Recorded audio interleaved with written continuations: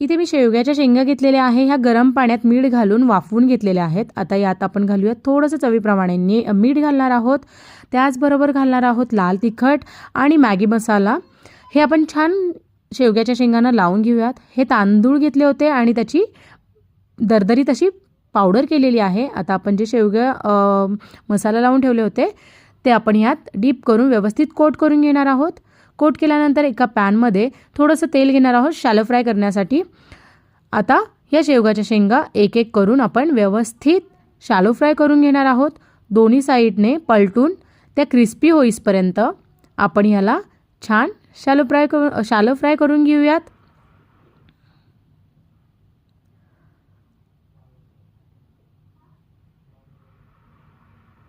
आपल्या शेवगाच्या शेंगा दोन्ही साईडने छान शॅलो फ्राय करून झालेल्या आहेत। आपल्या फ्राईड शेवग्याच्या शेंगा रेडी आहेत।